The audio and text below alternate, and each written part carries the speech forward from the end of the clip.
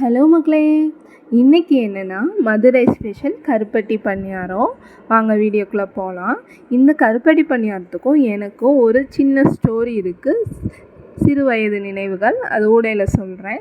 இப்போது இந்த கருப்பட்டி பணியாரத்துக்கு ஃபஸ்ட்டு நம்ம அரிசி ஊற போட்டு ஆட்டி வைக்கணும்.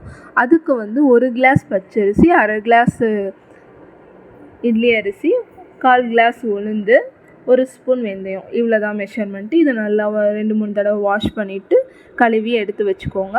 ஒரு 8 மணி நேரம் ஊறினதுக்கப்புறம் நீங்கள் மிக்சியில் போட்டு ஆட்டி அதை ஒரு 8 மணி நேரம் புளிக்க வைக்கணும். ஸோ இதுதான் ப்ராசஸ்ஸு. என்னென்னா, சின்ன வயசில் நாங்கள் ஊரில் இருப்போம். ஊர்லனா ஒரு 1st to 5th ஸ்டாண்டர்ட் படிப்போம். அந்த ஏஜ் தான். எங்கள் ஊர் உசிலம்பட்டி. அங்கே இந்த பாட்டி வடை சுட்ட கதை, பணியாரம் சுட்ட கதையில் வர மாதிரி அங்கே ஒரு பாட்டி பணியாரம் சுட்டுட்ருப்பாங்க. ஆனால் அங்கே ரொம்ப க்ரௌடாக இருக்கும். நாங்கள் ஏர்லி மார்னிங் தான் போவோம். அப்படின்னு க்ரௌடு இருக்கும். ரொம்ப லேட்டாகும். ஒரு பணியாரம் வாங்க போனோன்னா ஒரு மணி நேரத்துலேருந்து 1.5 மணி நேரம் வரைக்கும் ஆகும். அவ்வளோ நேரம் வெயிட் பண்ணோம். நானும் என் அண்ணனும் என்ன பண்ணுவோன்னா, கிரிமினலாக யோசிப்போம். அங்கே போயிட்டு அந்த பாட்டி பக்கத்தில் உட்காந்துட்டு அந்த பணியாரத்தையே வெறிக்க பார்ப்போம். பாட்டி கொடுத்துருவாங்க, கொடுத்து அனுப்பிடுவாங்க எங்களுக்கு. ஃபஸ்ட்டு நாங்கள் வாங்கிட்டு ஓடி வந்துடுவோம். நான் இந்த ரைஸை ஒரு 8 ஹவர்ஸ் ஊற வச்சு எடுத்து ஆட்டி வச்சுருக்கேன். ஆட்டினதுக்கப்புறம் ஒரு 8 மணி நேரம் அப்படியே விட்டுறணும். அதுக்கப்புறம் தான் நம்ம யூஸ் பண்ணணும். இது கருப்பட்டி நிறையா பேர் பார்த்துருப்பீங்க. ஆனால் பெங்களூரில் இருக்கிற மேக்ஸிமம் ஜனங்களுக்கு இது தெரியாது. ஸோ இந்த கருப்பட்டியை நல்லா பொடியாக தட்டி நம்ம வெல்லத்தை எப்படி காய்ச்சுவோமோ அதே மாதிரி காய்ச்சி எடுத்துக்கணும். ஜாஸ்தி தண்ணி ஊற்றிடக்கூடாது. கொஞ்சமாக லைட்டாக வாட்டர் சேர்த்து இது பண்ணிக்கோங்க. இது பார்த்திங்கன்னா ஒரு சாக்லேட் சிரப் மாதிரி இருக்கும். டேஸ்ட்டு அதை விட சூப்பராக இருக்கும். இது நான் காய்ச்சி எடுத்ததுக்கப்புறம் இதில் ஒரு ஸ்பூன்லேருந்து 3/4 ஸ்பூன் அளவு, 3/4 ஸ்பூன்லேருந்து 1 ஸ்பூன் அளவுக்கு நான் ஏலக்காய் சேர்த்துக்கிறேன். அவங்கவுங்க டேஸ்ட்டுக்கு ஏற்ற மாதிரி சேர்த்துக்கோங்க. ஏலக்காய் நான் பொடி பண்ணி வச்சுருந்தேன். ஸோ நான் அதை தான் சேர்க்குறேன். நீங்கள் முழு ஏலக்காய் இருந்துச்சுன்னா தட்டி சேர்த்துக்கோங்க. பாருங்கள், இந்த அரிசி மாவு எவ்வளோ கெட்டியாக இருக்குன்னு அந்த பதத்தில் இருக்கணும். இப்போ நம்ம கருப்பட்டி காய்ச்சணும்ல, அதை அப்படியே சேர்க்கக்கூடாது. இந்த கருப்பட்டி நல்லா ஆறணும். ஆறினதுக்கப்புறம் தான் மாவோட சேர்க்கணும். சூடாக இருக்கும்போது சேர்க்கவே கூடாது. கொஞ்சம் கொஞ்சமாக சேர்த்துக்கோங்க. மாவோட சேர்த்துட்டு நல்லா மிக்ஸ் பண்ணி எடுத்துக்கோங்க.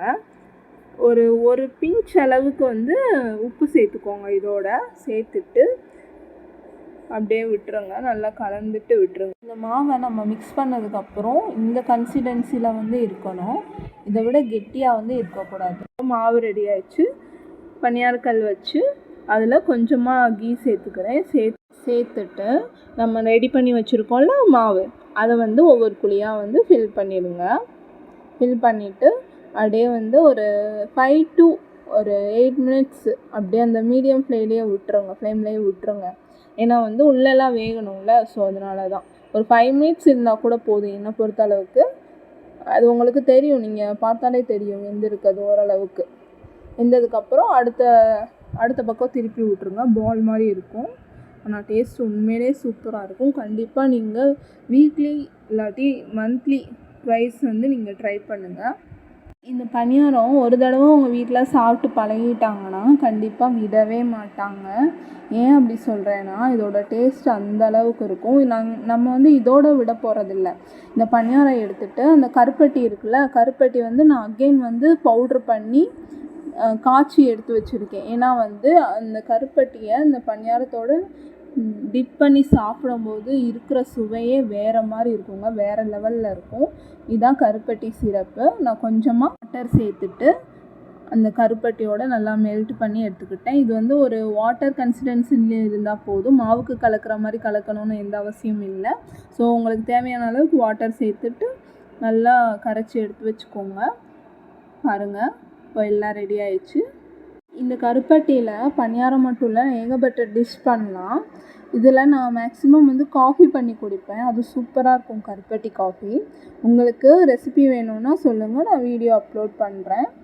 கண்டிப்பாக இந்த கருப்பட்டி வாங்கி இந்த மாதிரி குழந்தைங்களுக்கு செஞ்சு கொடுங்க. ரொம்பவே ஹெல்த்தியான ஒரு டிஷ்ஷு. ஆனால் இதோட ரேட்டு அதிகம். இப்போ ஒரு 1 kg 500 rupees இருக்கும். ஆனால் டேஸ்ட்டு சூப்பராக இருக்கும். உடம்புக்கு ரொம்பவே நல்லது. ஒயிட் சுகரை அவாய்ட் பண்ணிவிட்டு இதை ஆட் பண்ணிக்கோங்க. பாருங்கள், இந்த பணியாரத்தை எடுத்து அப்படியே அந்த சிரப்பில் டிப் பண்ணி சாப்பிட்டோன்னா டேஸ்ட்டே சூப்பராக இருக்கும். கண்டிப்பாக ட்ரை பண்ணிவிட்டு எப்படி இருக்குன்னு சொல்லுங்கள்.